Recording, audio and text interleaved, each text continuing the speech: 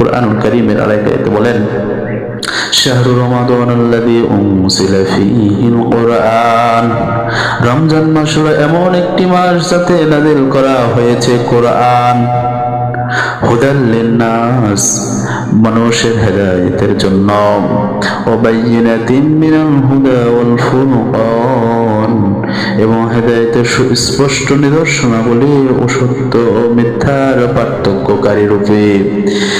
এমন একটি কোরআন এই মাসে নাযিল করা হয়েছে, এমন একটি কিতাব, এমন একটি কালাম, যেই কালামটা হলো সুস্পষ্ট, যেই কালামের মধ্যে কোনো অস্পষ্টতা নাই, এমন একটি কালাম, যেই কালাম আল্লাহ তাআলার কালাম, যেই কালাম সত্য এবং মিথ্যার পার্থক্যকারী। এই রমজান মাসে আল্লাহ পাক রব্বুল আলামিন যারা রোজা রাখে তাদের গুনাহগুলো মাফ করে দেয়। এমন একটি রমজান, যে রমজানকে গনিমত মনে করতে পারে, আল্লাহ তাআলা তার জিন্দেগীর সব গুনাহগুলোকে মাফ করে দেয়।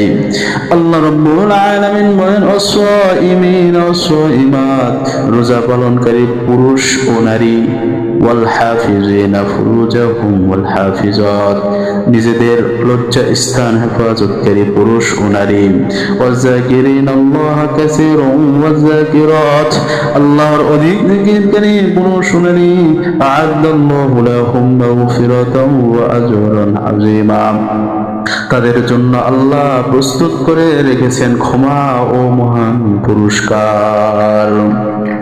আল্লাহ রাব্বুল আলামিনের পয়গম্বর কয়, মা সামা রমাদান ঈমানান ওয়া ইহতিসাবান গুফিরা লাহু মা তাকদ্দামা মিন যামবি, যে ব্যক্তি ঈমানের সাথে সওয়াবের আশায় রমজানের রোজা রাখে, তার অতীতের সব গুনাহ মাফ করে দেওয়া হয়। এখানে ঈমানের সঙ্গে কেন বললেন?